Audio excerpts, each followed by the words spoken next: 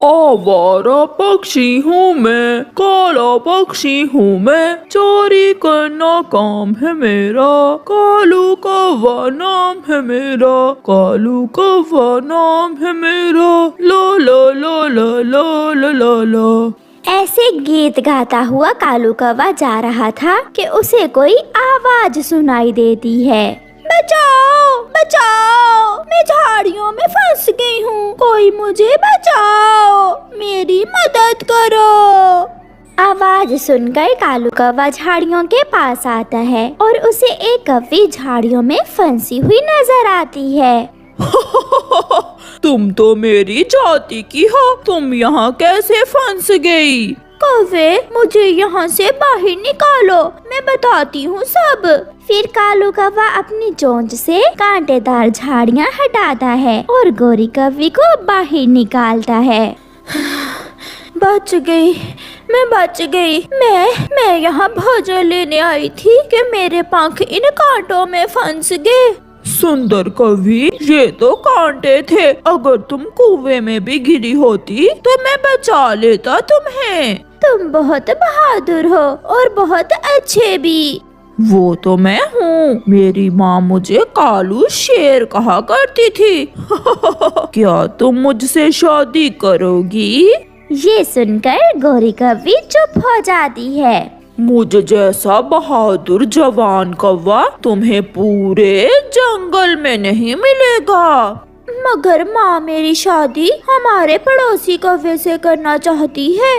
शादी तुमने करनी है, जाकर बता दो माँ को कि मुझे कालू मिल गया है। कालू, मैं बात करती हूँ जाकर माँ से। बेरी के पेड़ पर सागर वाले जंगल में घर है हमारा। ये कहते हुए गोरी कौवी वहाँ से चली जाती है। ऐसा कभी नहीं होगा, तुम्हारी शादी मैं बुरे कौवे से ही करूँगी। मगर माँ, उसने जान बचाई है मेरी, मैं उसे पसंद करती हूँ। जान बचाई तो क्या तुम उसे अपनी जान ही दे दोगी? बुरा कौवा बहुत अच्छा है, हमारा पड़ोसी है, वो बहुत मेहनती है। माँ, वो भी बहुत मेहनती है, सुंदर है, काला रंग है मेरे रंग की तरह। मैं तो शादी कालू कौवे से ही करूँगी। माँ अपनी बेटी गोरी कौवी को बहुत समझाती है, मगर गोरी नहीं मानती।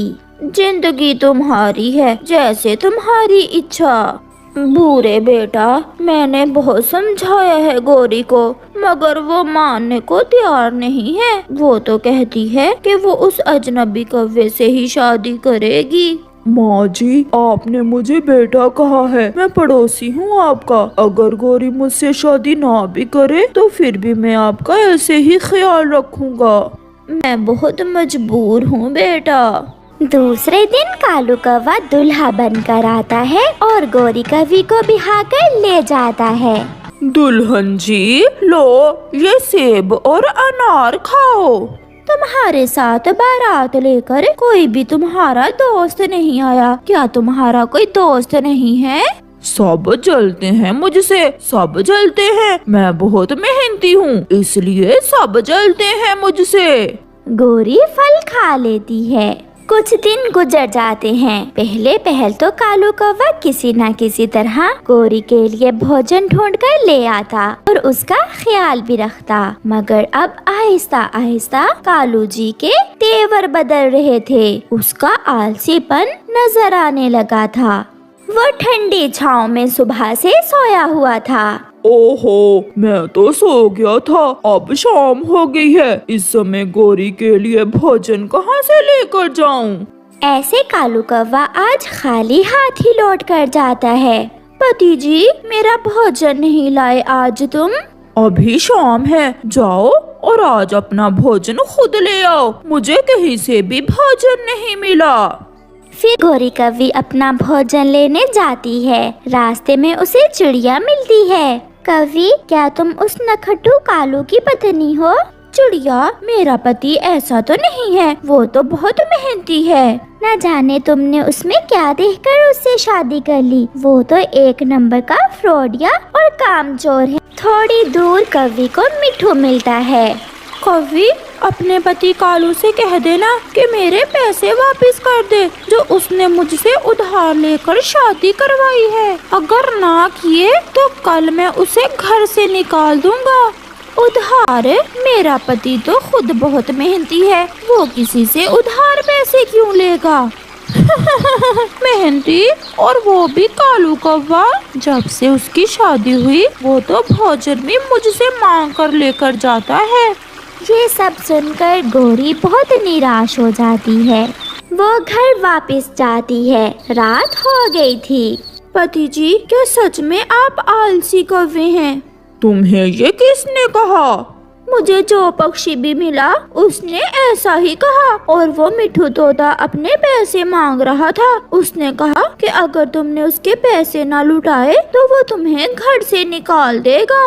अगर तुम्हें सच मालूम हो ही गया है तो सुन लो, मैं तो ऐसा ही हूँ। काम वाम करना मेरी आदत नहीं है और उस मिठू के बच्चे को मैं देख लूँगा।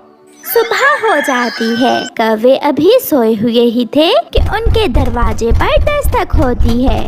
कबूतर, तुम सुबह सुबह ही? हाँ, शाम तक मेरा ये घर खाली कर दो। तुमने तो कहा था कि मैं शादी के 3 दिन बाद यहाँ से चला जाऊँगा और अब महीना होने वाला है। तो क्या ये घर भी तुम्हारा नहीं है? ये घर मेरा है। इसने 3 दिन के लिए मुझसे किराए पर लिया था और अब ना तो किराया दे रहा है और ना ही इस घर से जा रहा है। जा जा, तू अपना काम कर, मैं शाम तक खाली कर दूंगा ये घर। कबूतर वहाँ से चला जाता है।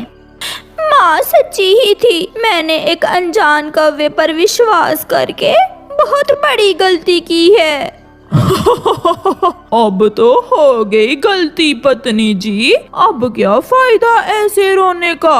अब तो मेरे साथ ही रहना होगा। जहाँ मरेगा कालू कौवा वहीं मरेगी गौरी कौवी। जाओ अब जल्दी से मेरे लिए भोजन लेकर आओ। मैं तो ऐसा ही हूँ। गौरी कुछ बोले बिना वहाँ से चली जाती है।